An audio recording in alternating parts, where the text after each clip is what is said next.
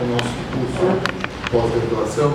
Temos agora a satisfação de receber a doutora Silvia Steiner, como eu dizia, voltando à sua própria casa, então não é alguém com quem é sempre bom estar outra vez. A doutora Silvia foi juíza do Tribunal Penal Internacional, eleita do Grupo de Estados da América Latina e Caribe, no período de 2003 a 2012, graduada em Direito pela USP, especialista em Direito Criminal pela Universidade de Brasília, em 1999, mestre em Direito Internacional pela USP, em 2000, procuradora federal e procuradora regional da República, de 1982 a 1995, desembargadora do Tribunal Regional Federal da Terceira Região, de 1995 a 2003, membro da delegação brasileira na Comissão Preparatória do Tribunal Penal Internacional, de 1999 a 2002, e do Grupo Oficial de Trabalhos para a Implementação do Estatuto de Roma no Brasil, em 2003. Membro fundadora do Instituto Brasileiro de Ciências Criminais. Como já anunciado, a doutora Silvia vai nos falar hoje sobre o Tribunal Penal Internacional, jurisdição e admissibilidade. Então, agradeço a presença e a participação da professora Cláudia Perrone Moisés e todos. Cumprimentar o professor Gustavo Mônaco, o professor Clodoaldo Silva, com quem estamos fazendo esse curso de pós, e a doutora Silvia tem a palavra.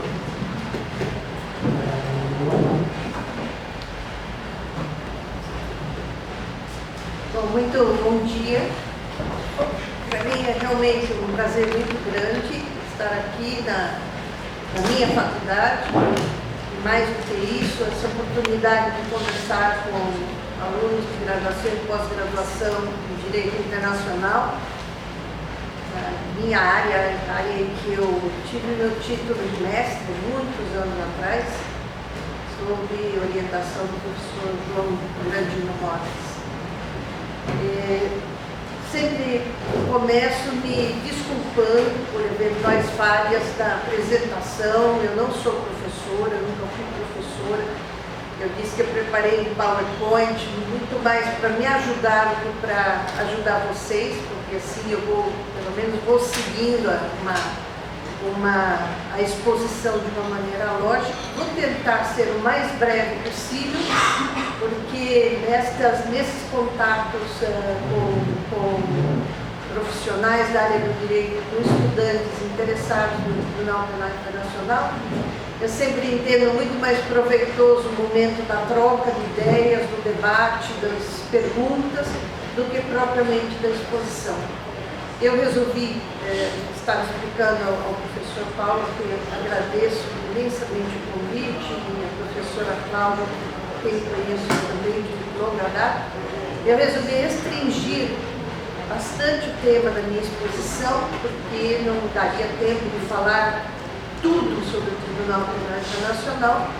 Então decidi restringir a questão que hoje ainda vem sendo bastante debatida, que é a questão da jurisdição, de certa maneira, mas principalmente de admissibilidade. Uma questão, vamos dizer, reviva cada vez que algum caso de mais destaque ocupa os meios de comunicação, neste presente momento, no caso da Venezuela. Então eu entendi que fixar um pouco mais a questão de jurisdição e admissibilidade poderia ser de maior interesse para vocês.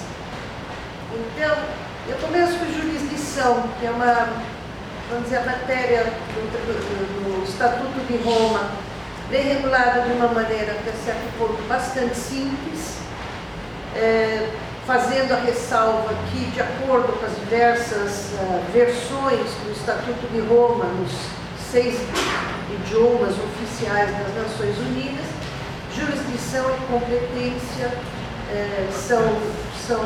significam a mesma coisa.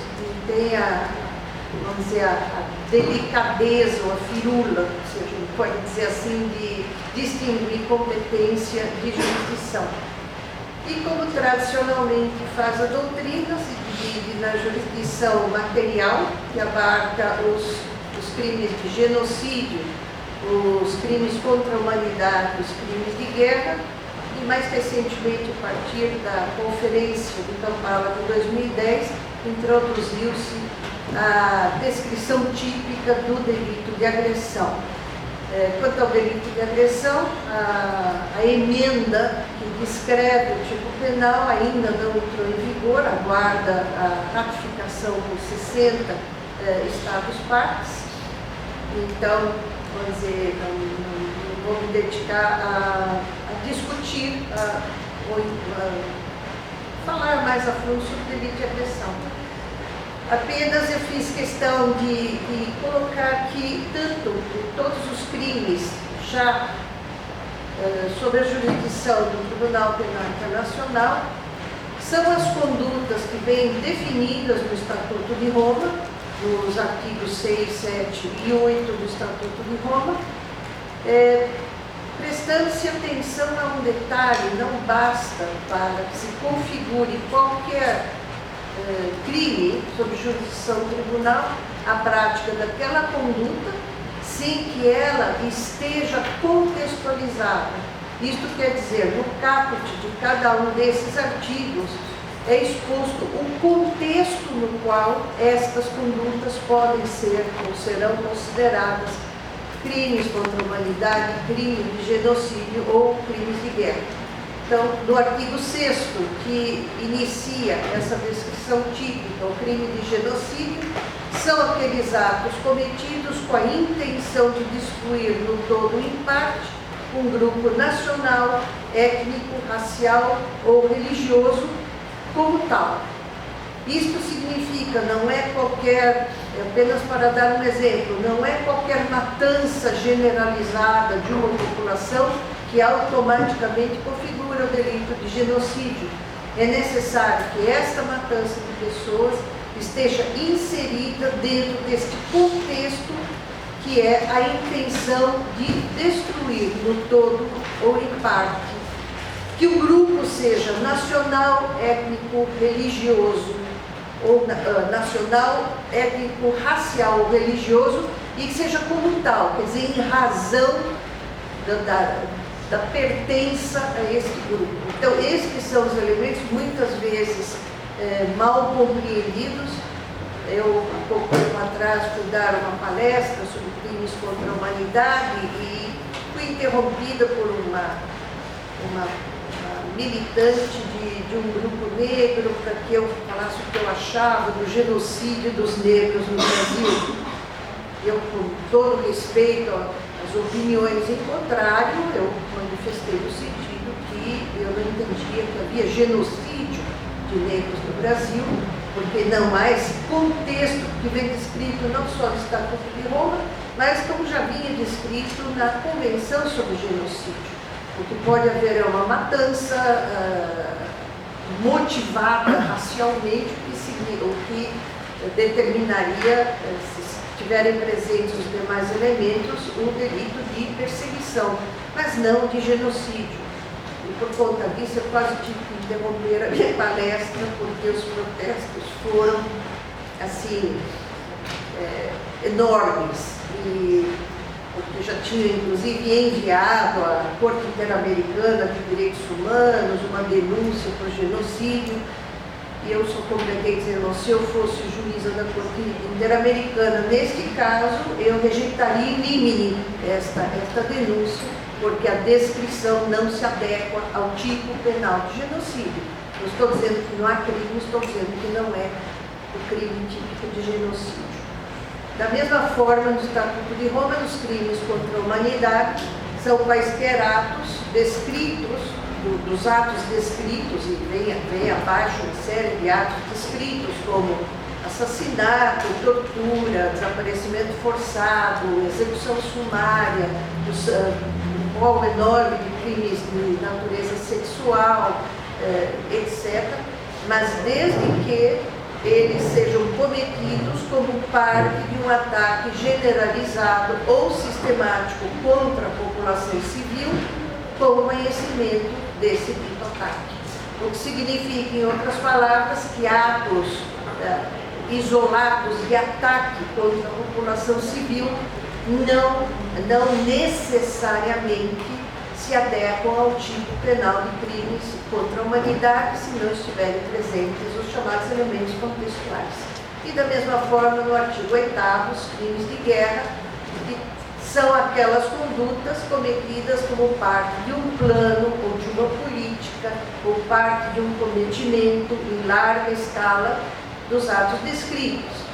Então, para fins do Estatuto de Roma, um assassinato isolado, um estupro de um soldado contra uma pessoa da população civil, são crimes de guerra de acordo com os códigos militares ou as leis militares internas, mas não configuram crime de guerra de acordo com o Estatuto de Roma, por faltarem estes elementos contextuais. Falando um pouco sobre a questão da competência pessoal territorial, vem a previsão do artigo 12 do Estatuto de Roma, o que eles chamam, que o Estatuto, na sua versão em inglês, que é a mais discutida, as preconditions para o exercício da jurisdição, é que o crime tenha sido cometido no território de um Estado-parte, e território do Estado-parte abrange também o cometimento dentro de nave ou aeronave de bandeira desse Estado-parte, ou que tenha sido cometido por um nacional de um Estado-parte. Por conta destas pré-condições para o exercício da jurisdição, já se afasta de prima facie a ideia de que qualquer crime cometido por qualquer pessoa em qualquer estado seria em tese de competência do tribunal. O Estatuto de Roma ainda tem uma base tradicional, que é a